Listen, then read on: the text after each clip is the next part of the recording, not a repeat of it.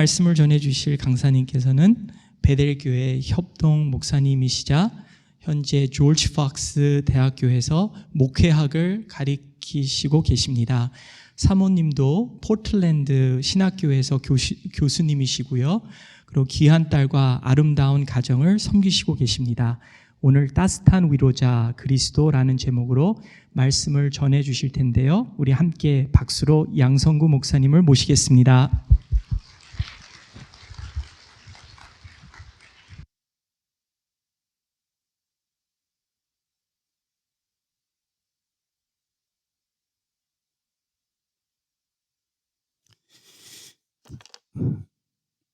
귀한 베델교회에서 이렇게 또 하나님의 말씀을 나누게 되고 또 성도님들 뵙게 되어서 큰 기쁨과 감사로 생각합니다. 우리 담임 목사님과 또 네팔에서 선교하시는 우리 교우분들 기도하시면서 돌아오실 때까지 평강과 주님의 은총이 선교팀과 함께 하시길 기도해 주면 감사하겠습니다. 제가 잠시 기도하고 우리 또 찬양 한 곡 나누고 하나님의 말씀 앞에 나가도록 하겠습니다. 기도하겠습니다. 살아계신 주님, 이렇게 주님의 전에서 오늘 예배할 수 있음이 참 기쁨이고 감사함입니다.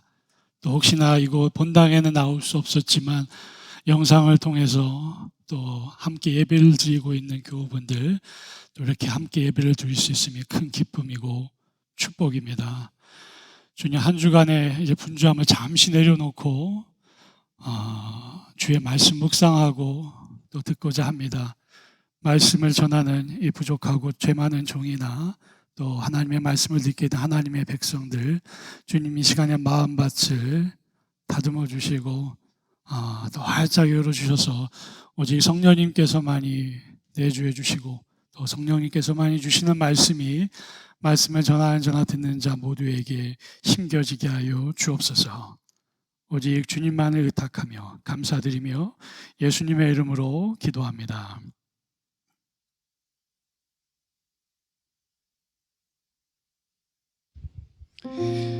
말씀을 준비하면서 은혜 받은 찬양이었고 또 오늘 말씀과 함께 묵상하면 좋겠다고 생각한 찬양이 있습니다.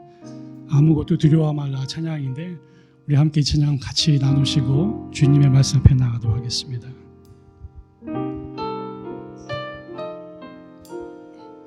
아무것도 두려워하지 말라. 아무것도 두려워 말라.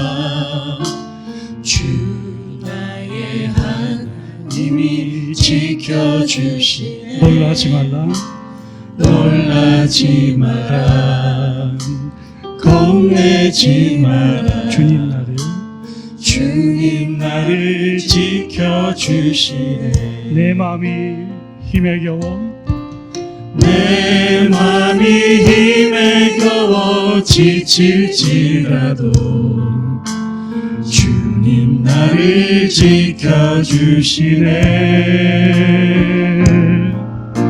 세상의 험한 풍파 몰아칠 때도 주님 나를 지켜주시네.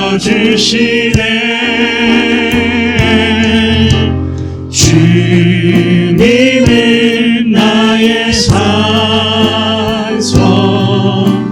주님은 나의 요새, 주님은 나의 소망, 나의 힘이 되신 여호와. 아무것도 두려워 말라. 아무것도 두려워 말라. 주 나의 하나님이 지켜주시네. 놀라지 마라. 겁내지 마라. 주님 나를 지켜주시네.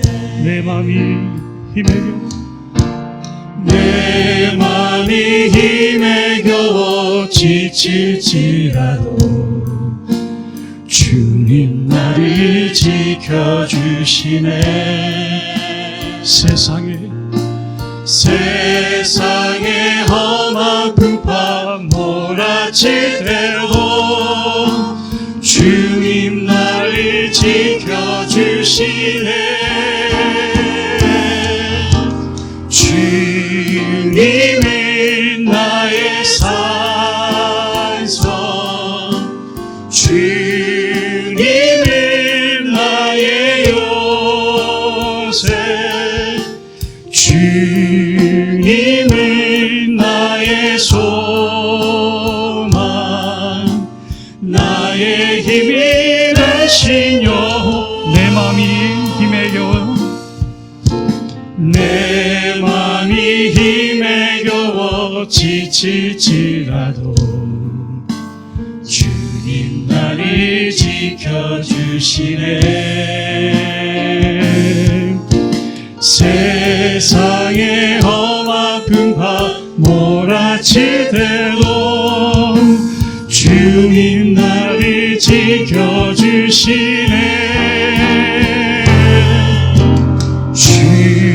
주님은 나의 산성, 주님은 나의 요새, 주님은 나의 소망,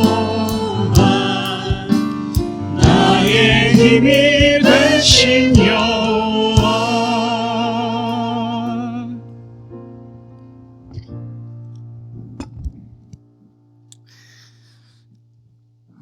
이 찬양을 부르면서 집에서 혼자 많이 묵상을 했는데 그런 생각이 많이 들었습니다. 또 오늘 함께 읽을 말씀 묵상에 기반해서 참 주님 안에 거할 때, 우리 주님 안에 거할 때, 또 아버지 되신 하나님 품에 거할 때 참 평안이 있구나, 참 평안이 있겠구나 다시 한번 묵상하는 시간을 나름대로 가질 수가 있었습니다. 심지어 사망의 권세와 고독과 질병의 두려움, 그리고 절망과 저절이라는 삶의 어두움 속에서도 우리 성도가 회복되고 다시 일어설 수 있는 바로 그 힘은 우리 따스한 위로자 되시는 예수 그리스도 안에 있구나, 그런 묵상을 많이 하게 되었습니다.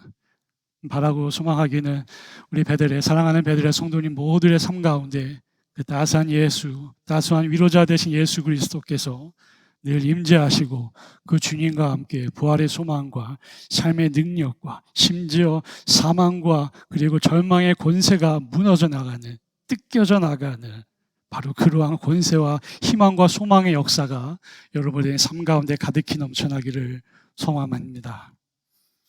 우리가 이렇게 주님 안에서 참된 회복과 혹은 다시 일어섬을 누릴 수 있는 데는 오늘 본문의 근거에서 참 중대한 근본적인 이유가 있습니다. 그 근원이 있다는 것입니다. 그것은 바로 우리 사랑 많으신 예수 그리스도, 심지어 본인께서 우리 육신을 입으신 성육신하여 인간으로 이 땅에 오신 예수 그리스도께서 친히 오직 하나님 안에만 거함으로 사망과 고독이라는, 그리고 절망과 좌절이라는 인생의 치명적인 연약함을 본인 스스로 직접 경험하심을 우리 가운데 보여주셨다는 것입니다. 오늘 함께 읽었던 첫 번째 말씀 마가복음서에서 우리 예수님께서 십자가에 달려 계십니다. 그 고난의 자리, 그 어두움의 자리, 극심한 절망의 자리에 본인 스스로가 서 계셨다는 거죠. 성도 여러분 잘 아실 겁니다. 십자가 처형은 매우 뼈아픈 고통이 있는 자리죠. 매우 고독하고 절망스러운 자리입니다. 수치심이 뼈저리게 느껴지는 자리예요. 한번 십자가에 달리게 되면 그 십자가에 3시간 있을지 6시간 있을지 혹은 3일 6일 동안 매달릴지 아무도 모르는 일이에요. 온 피와 땀과 물이 빠져나가서 탈진해서 온 몸이 무너질 때까지, 그리고 심지어 십자가에 달려있을 때에는 새들이 쫓아와서 머리에 앉아서 쪼기 시작하는 겁니다. 그래서 십자가에 달았어요. 극심한 고통을 맛보라고 온몸을 쪼면서 빼어먹는 고통을 십자가상에서 겪게 되는데, 고대 로마 시대에서 이루어졌던 처형 중에 가장 치욕적이고 가장 흉악한 범죄자들에게만 했던 처형이 바로 십자가 처형이라는 거예요. 신속히 차라리 죽여줘 라고 말할 수밖에 없었던 자리가 십자가의 자리인데, 그 절망과 좌절의 자리 속에 그 고통의 자리 속에 예수 그리스도께서 인류의 죄를 가지시고 달려 계시다는 거예요. 오늘 마가복음서를 보면 신약성경은 예수님의 그죠? 가상 7원 중에서 6번째인 외침을 예수님의 가장 친근한 언어인 아람어로 기록하고 있어요. 뭐였죠? 엘로이, 엘로이, 라마 사박다니. 번역한즉 뭐예요? 나의 하나님, 나의 하나님, 어찌하여 나를 버리셨나이까?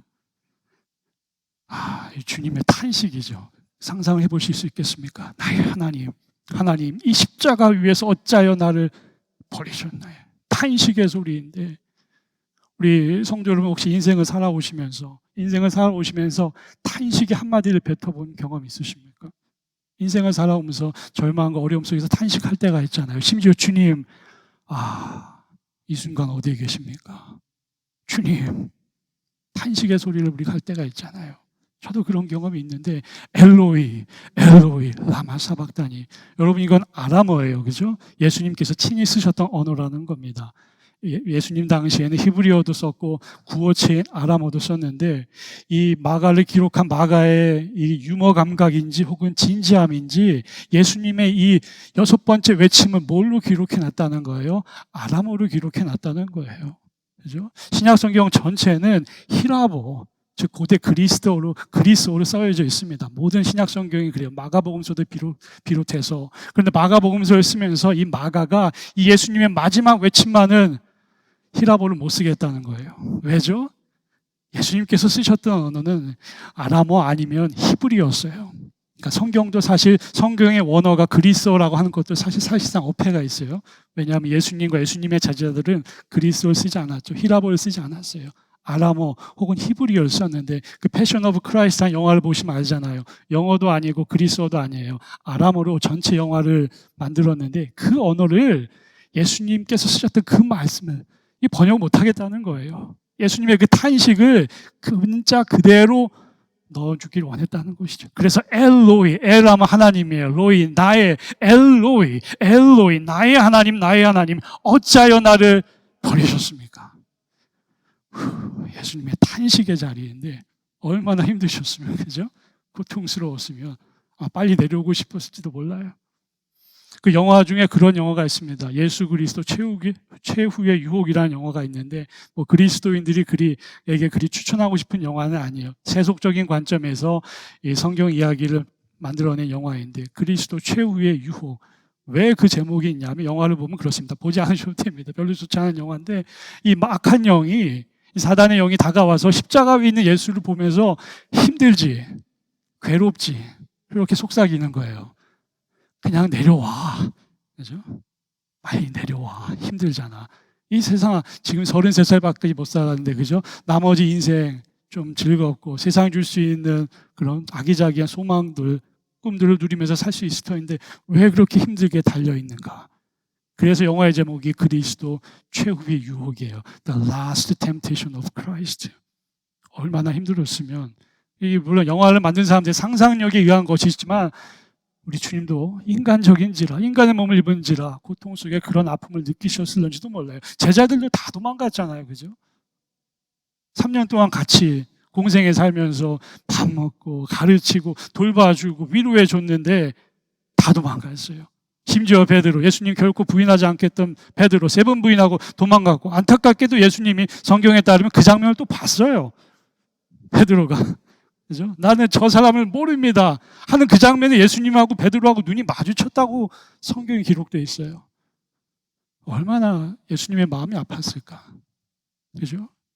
베드로와 야고보와 요한, 특별히 예수님께서 특별히 사랑하셔서 변화산상에서 예수님께서 영광의 모습으로 변화된 걸 보면서 베드로가 심지어 이곳이 좋습니다 고백했던 그 제자들도 다 도망간 거예요. 가장 아픈 경험은 뭐예요? 십자가에 달려 계시면서 이 부모 되신 분들이면 아실 터인데, 예수님의 어머님이 그 앞에 계셨잖아요. 상상이 됩니까? 십자가에 달리면 최소한 6시간은 달려 있어야 돼요. 오늘 성경에 따르면 한 6시간 달려 계셨다고 하는데, 그 6시간을 자기를 지켜보고 계실 어머니, 30년간 돌봐주시고 위로해 주시고 기도해 주셨던 그 어머니가 내 앞에서 울고 나를 붙잡아주고 계신, 영을 붙잡아주고 계신데 얼마나 고통스럽겠어요. 그래서 심지어 제자들에게 한 명에게 부탁을 하잖아요. 여기 너의 어머니가 있다. 나는 하나님 품에 가지마 우리 육신의 어머니를 잘 돌보아다오. 마가복음서 예수님 그 순간에 탄식이 안 나올 수가 없는 거죠. 나의 하나님 어찌하여 나를 버리셨나이까. 그러나 우리에게는 마가복음서가 끝이 아니에요. 그죠? 누가복음서가 있습니다. 예수님의 가상칠언 중에 마지막 탄식을 그리고 탄성을 또 하나님을 향한 기도를 고백한 누가복음서가 있어요. 여기에 대반전이 있는 거죠. 십자가에서 예수님의 반전의 사건이 일어나는 겁니다. 예수님께서 최후의 고백이 뭐예요? 누가복음서에서 아버지여 시간이 다 했습니다. 아버지여 마지막 고백이 뭐예요? 나의 영혼을 당신께 의탁합니다. 위대한 순간이죠. 아름다운 순간입니다. 이 고난의 자리, 어두움의 자리, 좌절과 두려움의 자리인데 실망의 자리인데 극심한 고통의 자리인데 심지어 하나님이 나를 버리신 것만 같은 탄식이 터져나온 그 순간인데 예수님의 최후의 고백은 그것이 아니라 예수님의 최후의 고백은 뭐예요? 주님 하나님 아버지 나의 영혼을 당신께 의탁합니다. 그게 최후의 고백이었다는 거예요. 예수님께서 그 사망의 자리에서 고통의 자리에서 그 좌절과 절망의 자리에서 하나님을 바라보았을 때 무엇이 시작됩니까? 어떠한 역사가 시작되나요? 바로 그 순간이 부활의 시작이라는 것이죠. 부활 역사에. 패션 오브 크라이스트 그 영화 보면 어떻습니까? 예수님께서 마지막으로 주여 하나님 나의 영혼을 당신께 의탁합니다. 영화를 만든 사람의 상상력이겠지만 그 영화의 마지막이 어때요? 예수님께서 자신의 영혼을 하나님께 의탁드릴 때 하늘에서 하나님께서 무엇을 떨구세요? 눈물 한 방울을 떨구시잖아요.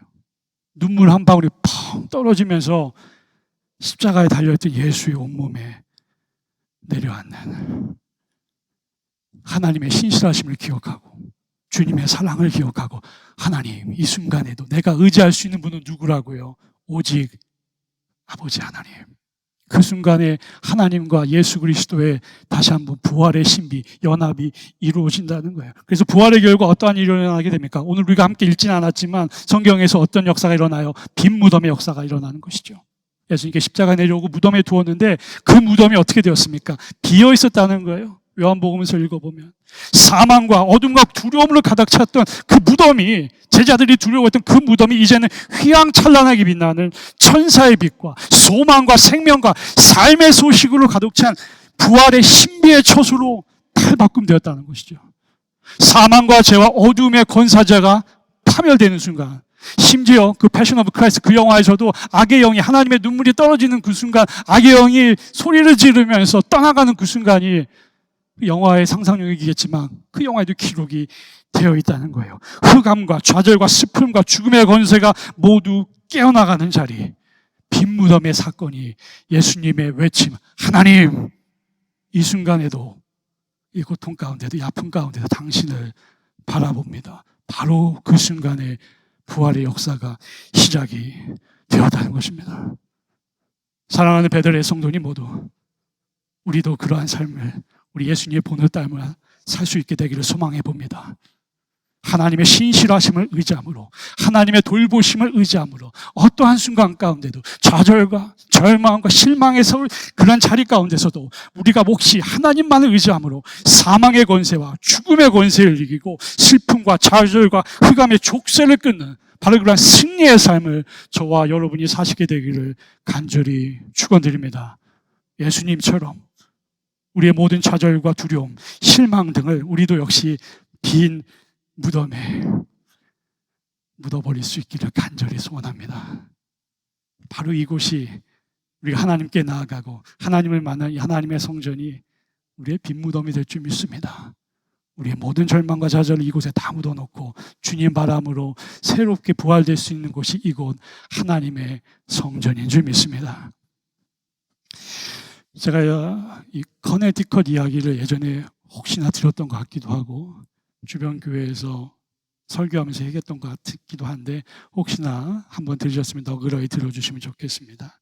그때 다음 못한 이야기가 있어서 한 10여 년 전에 애틀란타 조지아에서 뉴헤이븐 커네티컷으로 이제 운전을 좀 해야 했습니다. 학업을 이어가기 위해서 한 1000마일 정도인데 운전에 능숙하신 분들은 뭐 하루 혹은 이틀이면 가실 수 있다고 하더라고요. 10시간 정도면.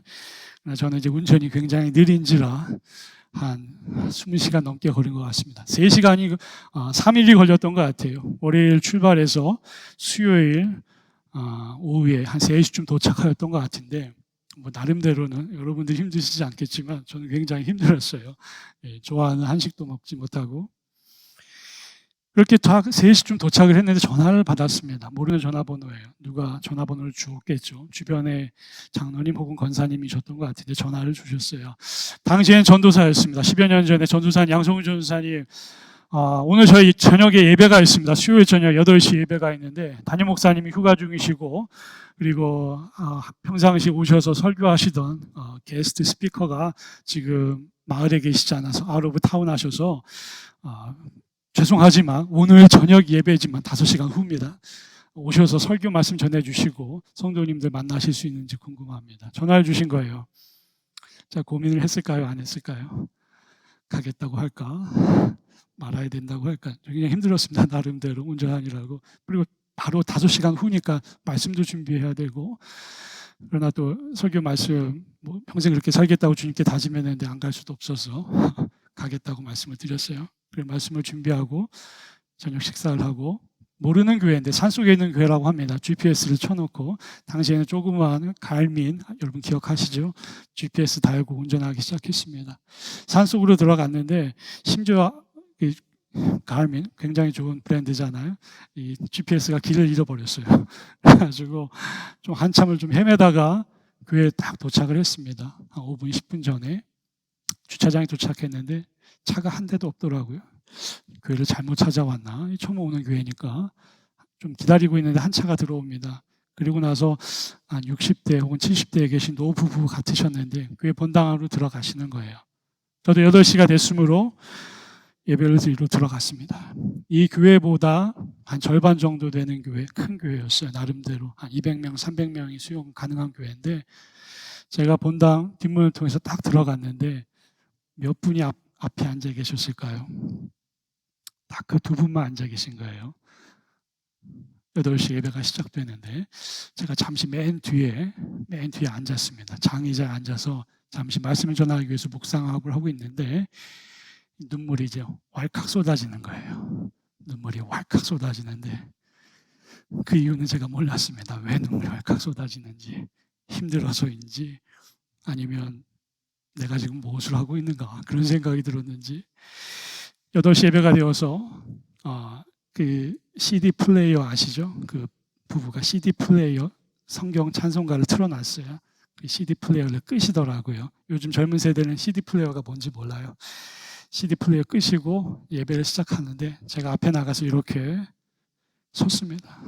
강단에 섰습니다. 그리고 딱 그 2분 앞에 두고 눈을 마주쳤는데 목이 메었지만 이게 설교 말씀을 예배를 시작했어요.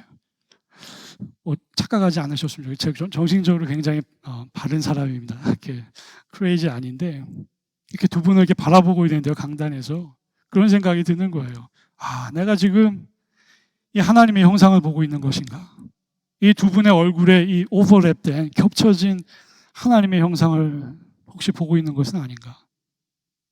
이게 신학적으로 맞긴 합니다. 그죠? 창세기 1장에 보면 하나님께서 우리 인간을 무슨 모습으로 창조하셨다고 하세요? 하나님의 형상으로 창조하셨다고 하시죠. 이곳에 앉아 계신 우리 하나님의 성도님 모두 하나님의 형상을 가지셨으리라 믿습니다. 제가 비록 마스크 때문에 자세히 보지는 못하지만 하나님의 형상을 다 가지셨으리라고 믿어요. 그래서 이 2분을 바라보는데 이 하나님의 얼굴이 저 얼굴이 아닌가, 그런 생각이 드는 거예요. 또 한 가지 더 생각은 뭐냐면 인간적인 생각이 있잖아요. 아니 왜 앉아 계신 거야?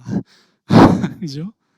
어떻게 딱 2분만이 어떻게 이렇게 예배를 드리려고 앉아 계신 건가? 저는 교회 상황은 몰랐고 이분들의 삶의 현장도 몰랐어요. 처음 만나 뵙는 분들이에요. 처음 가는 교회예요. 딱 2분이 앉아 계신데 그런 생각도 드는 거죠. 어찌하여 무엇은 이유 때문에 이분들은 이렇게 자리에 앉아 계신 것인가?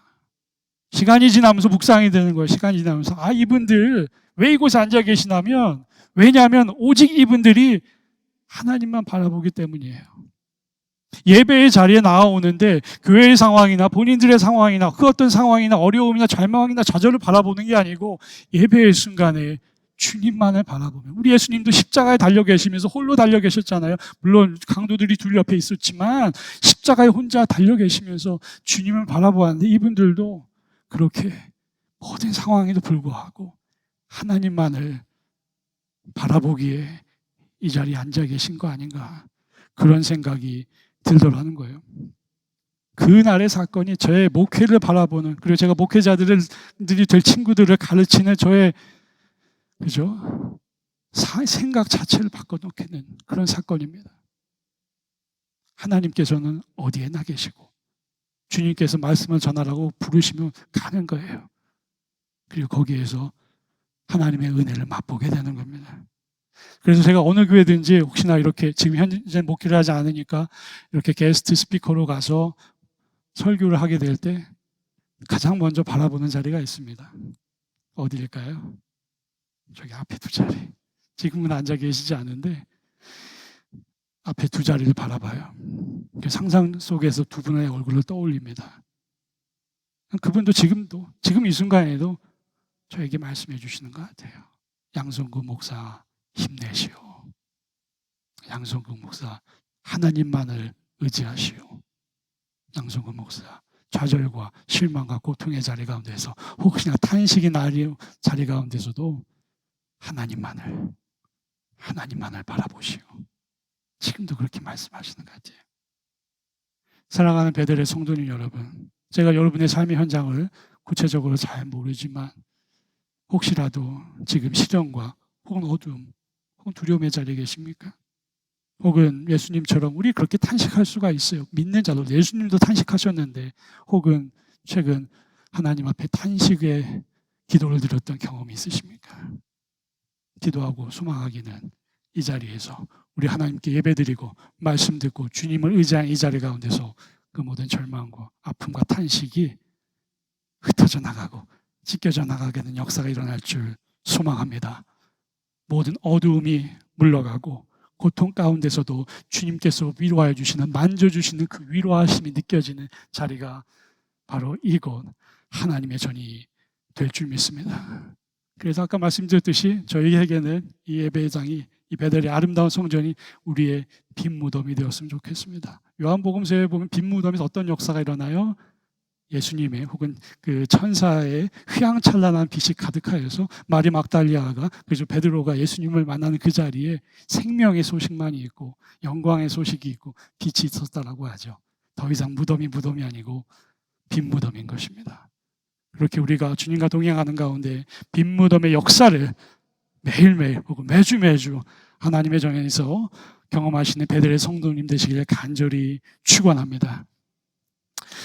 아마 마틴 루터 킹 목사님 잘 기억하실 겁니다. 그 미국 인권운동에 우리가 영웅으로 기억하죠. 그죠? 대단한 목회자였습니다. 그분이 인권운동가가 되기 전에 교회에서 매주 설교하던 목사님이셨어요. 목회자였는데 아직도 우리 미국 국립학교들에서는 그의 연설문은, 저도 수업 시간에 그분의 연설을 교과서처럼 너무 아름답고 영광스러워서 교과서처럼 사용합니다. 그러나 우리 그 마틴 루터 킹 목사님도, 그죠?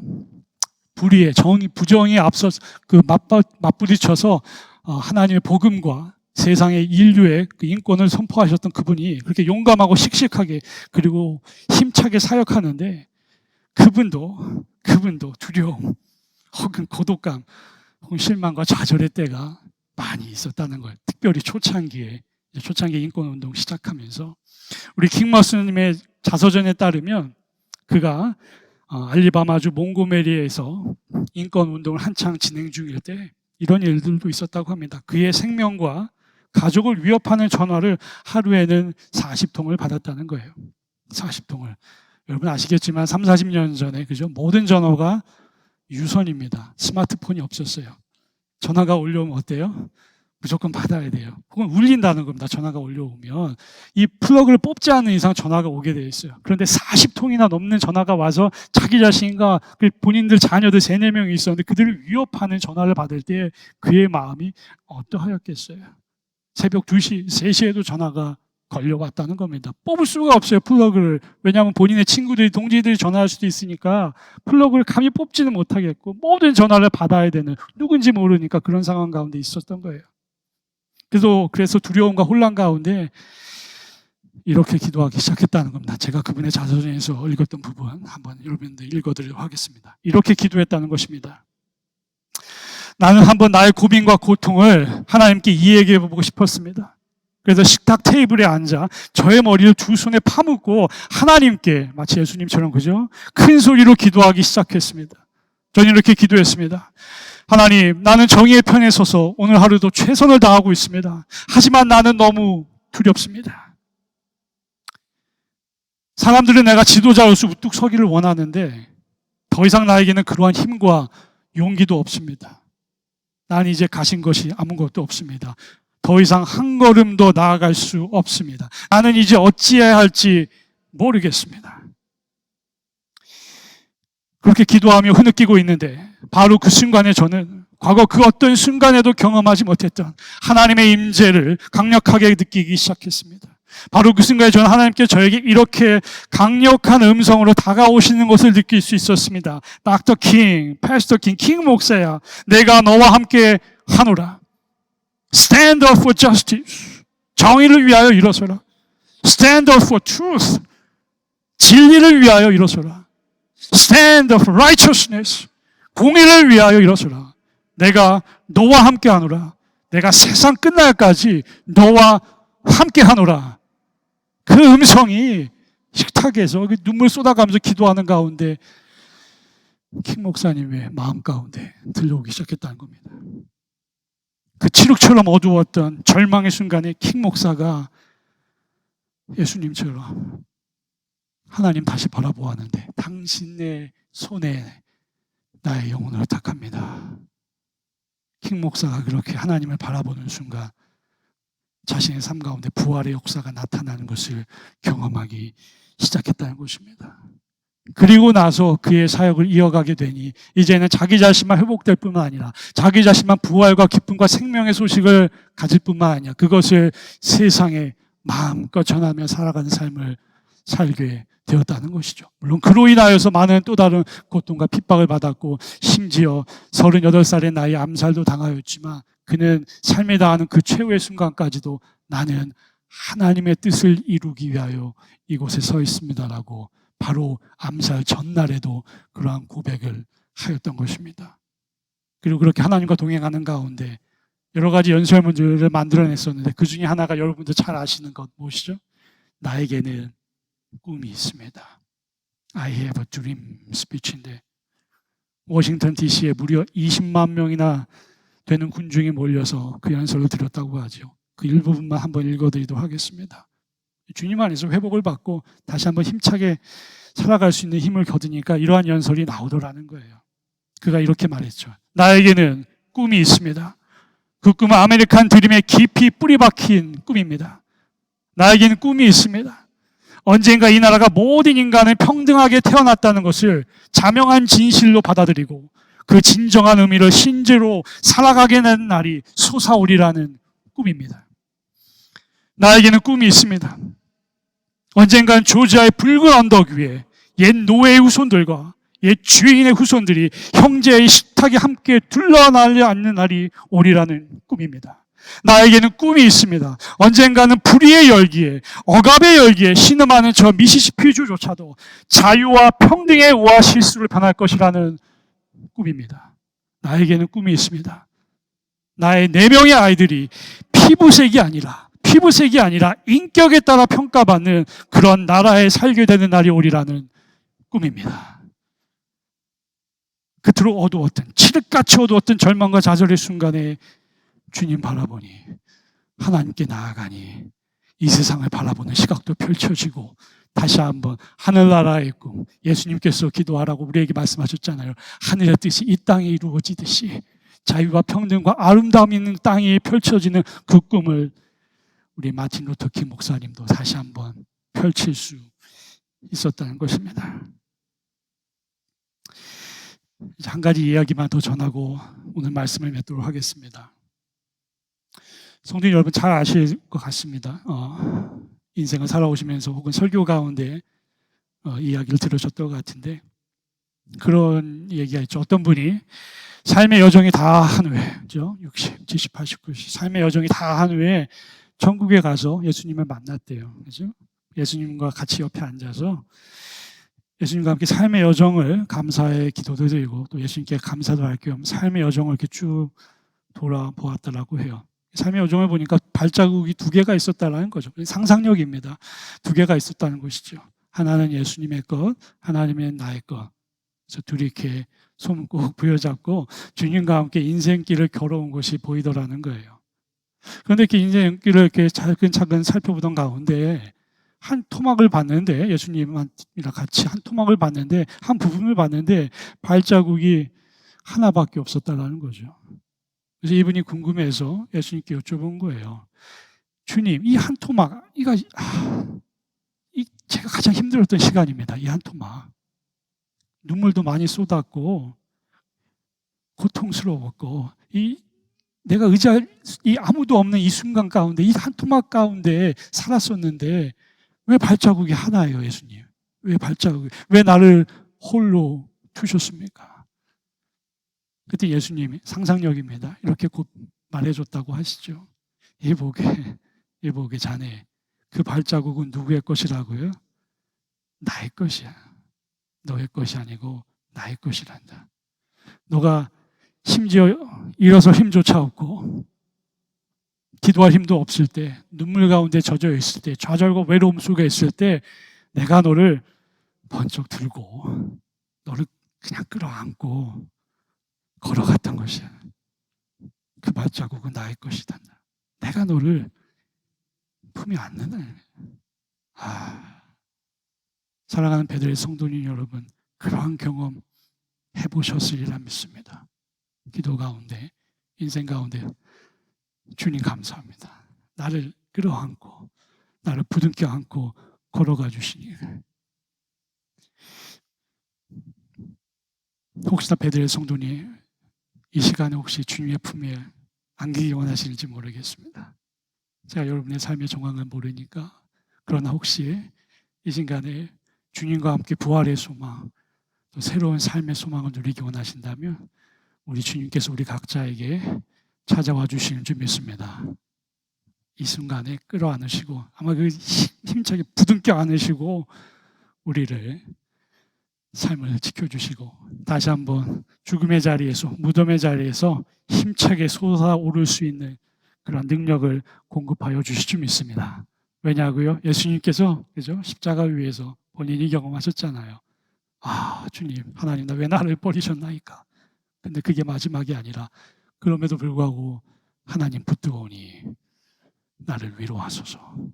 부활의 역사가 그때 시작이 되었다는 겁니다. 사랑하는 성도 여러분, 복음서에 보면 이제 마지막입니다. 부활의 예수님께서 두려운 가운데 다락방에 숨어있던 제자들에게 찾아오시죠, 그죠? 그때 예수님의 첫 인사말 기억하십니까? 예수님께서 뭐라고 말씀하시죠? 샬롬, 평화가 너희에게 있을지어다. 굉장히 두려운 가운데 있었어요. 다락방에 심지어 숨어 있었다는 겁니다. 여러분이 잘 아시듯이 히브리어 샬롬, 그죠? 샬롬은 단순히 나의 마음이 혹은 심리적으로 평강하다는 것, 그 이상을 내포합니다. 마음과 심리적으로 평강할 수도 있지만, 샬롬, 히브리인들이 샬롬이라고 인사할 때는 나의 인격 전체와 나의 삶 전체 가운데 하나님의 평강이 넘쳐나기를 소망한다라는 뜻이 있습니다.